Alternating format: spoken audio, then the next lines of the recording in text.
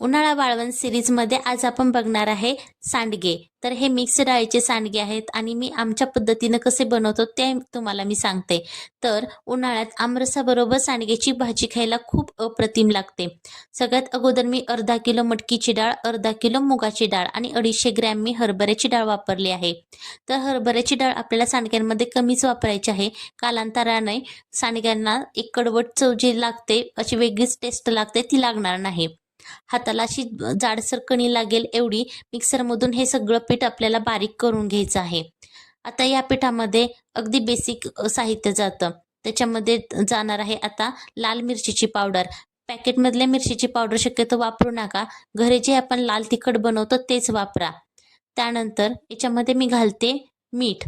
तिखट आणि मीठ आपल्याला जास्त वापरायचं आहे, म्हणजे वाळल्यानंतर सुद्धा आपल्या सांडग्यांना तिखट मीठ बरोबर लागेल. त्यानंतर मी घालते भरपूर असा लसूण आणि जिरं. हे मिक्सरमधून मी बारीक करून घेतलं आहे एकत्रच आणि ते आपल्याला ह्याच्यामध्ये घालायचं आहे.